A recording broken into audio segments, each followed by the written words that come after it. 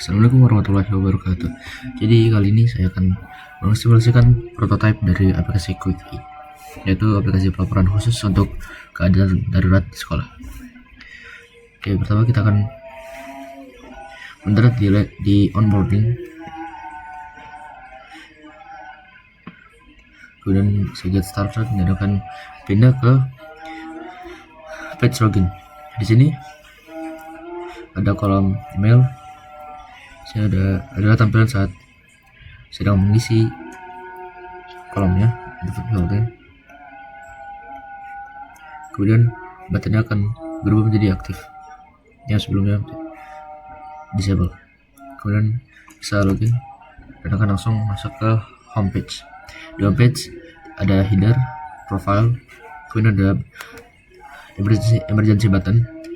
Sengaja saya buat lebih besar dan menonjol dan berbeda dari yang lain karena emergency button adalah primary fitur atau fitur yang paling utama pada aplikasi Quick Aid itu sendiri.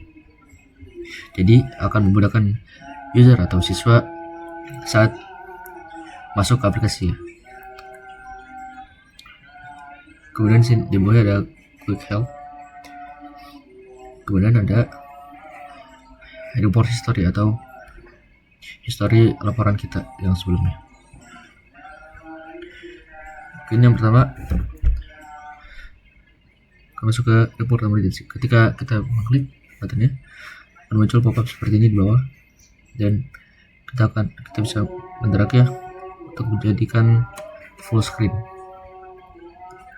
Di sini kita bisa mengisi nama korban yang kita saksikan, kemudian kita isi lokasinya. Kemudian kita bisa memilih kategori insiden. Di sini saya pilih medical issues. Kemudian ada tipe insidennya, accident atau kecelakaan. Kemudian submit dan akan muncul pop-up seperti ini. The report has been successfully sent. Kemudian ada quick help. Di sini ada 3, yaitu emergency contacts, safety guide, dan yang terakhir ada school clinic. Di sini ketika kita mengklik akan otomatis ke page contact. Kemudian kita kembali, jika kita mengklik ini akan otomatis ke page guide, dan juga ini akan ke page contact juga, sama seperti emergency contact. Kemudian di sini ada report history. Kita bisa melihat semuanya dengan mencet button. Nah, kita akan masuk ke page activity. Mungkin yang pertama kita akan membahas page contact. Di page contact di sini terdapat school contact, yaitu UKS, guru yang sedang piket, school security atau security satpam, dan staff yang ada di sekolah. Kemudian ada emergency report, emergency service, yaitu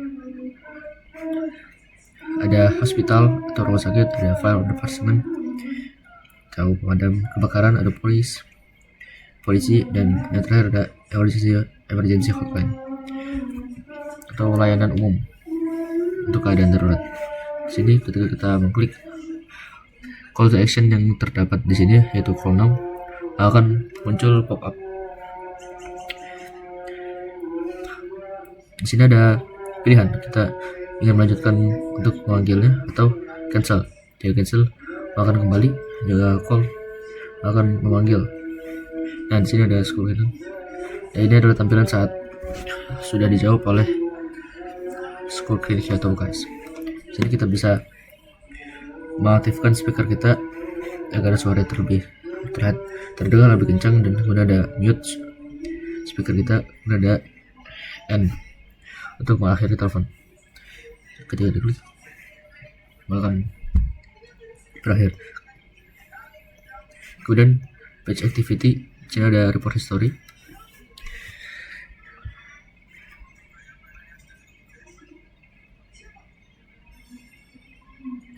Di sini ada report history, yaitu riwayat dari laporan yang pernah kita laporkan sebelumnya. Di sini ada fitur filter yang akan membantu user dan memudahkan user dalam mungkin mencari riwayat laporannya. Di sini ada yang berdasarkan status yaitu pending, maka muncul laporan yang masih berstatus pending atau akan segera diprogres. Kemudian ada statusnya in progress yang sedang diproses. Kemudian ada resolve atau yang sudah diselesaikan, yang sudah ditangani.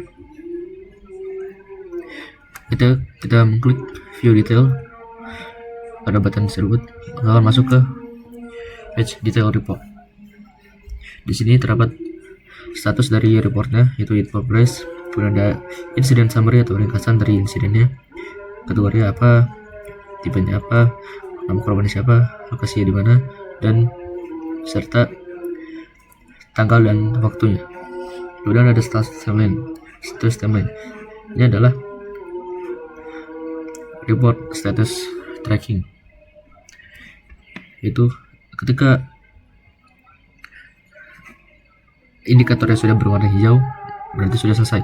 Ketika indikatornya sudah berwarna biru itu sedang dijalankan, dan indikatornya masih berwarna abu-abu berarti belum diproses. Kita kembali ke page activity. Kemudian di page guide itu safety guide. Di sini terdapat banyak panduan-panduan yang tersedia pada aplikasi QuickAid.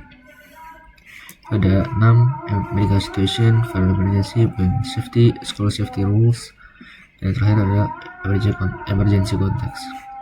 Ketika kita mengklik view guide yang di sini, maka akan masuk ke page panduannya. Sini ada panduan-panduannya, yaitu jika ada murid yang pingsan kita harus melakukan apa. Lalu ketika kita mengalami atau kita menyaksikan cedera ringan, kita harus melakukan apa. Di sini terdapat langkah-langkahnya untuk memberikan edukasi kepada siswa bagaimana cara menangani situasi darurat di sekolah agar bisa memudahkan mereka di sehari-hari. Kemudian di sini ada page profile. Di sini ada profile settings, ada profile, kemudian ada account settings, bisa change password, update phone number, dekat email, menghubungkan ke email.